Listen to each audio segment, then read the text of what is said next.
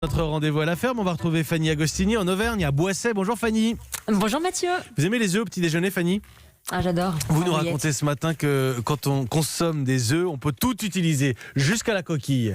Mais totalement. Alors, je vais vous dire quelque chose, Mathieu, et vous allez voir que la coquille d'œuf, vous allez la voir autrement. Déjà, décortiquons-la, cette coquille. Qui est dedans? Une coquille d'œuf, il faut le savoir, ça pèse environ 6 grammes et ça contient 95% de minéraux, dont du calcium, du carbonate, du magnésium et du phosphore. Et cette structure hyper sophistiquée se forme en quelques heures à l'intérieur même de la poule par un processus de minéralisation.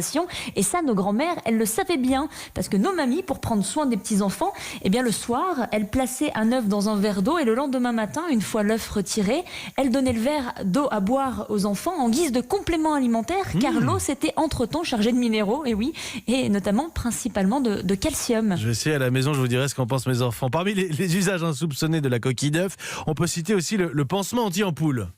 Très juste, Mathieu, car juste derrière la couche intérieure de la coquille, vous l'avez sûrement remarqué, il y a une petite membrane et cette petite peau, une fois prélevée, peut s'appliquer directement sur une ampoule ou bien sur une brûlure superficielle. Et là, miracle, la cicatrisation se fait en une nuit et ça marche. Et je peux en témoigner parce que j'ai essayé aussi.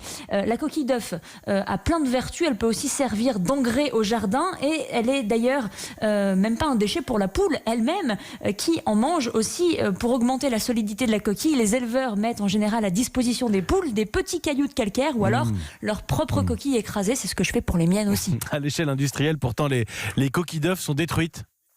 C'est bien dommage, certaines filières de l'industrie agroalimentaire traitent les millions de tonnes de coquilles comme des déchets alors que c'est une matière première et en plus pour les éliminer, il y a forcément un coût alors qu'il faudrait les valoriser. Il y a des chimistes qui sont déjà sur le pied de guerre à ce sujet-là, c'est le cas de chercheurs dans une université de l'Ohio qui ont réussi à produire des pneus, en utilisant des coquilles d'œufs ou encore en Chine, ça c'est encore plus étonnant, où les œufs, les coquilles sont réduites en poudre et entreraient bientôt, c'est une supposition, dans la composition des cartes mémoire de nos ordinateurs. Moi, je connaissais l'expression marcher sur des œufs. Maintenant, on va rouler sur des coquilles d'œufs. Merci beaucoup, Fanny Agostini. C'est notre rendez-vous à la ferme à retrouver sur europe1.fr.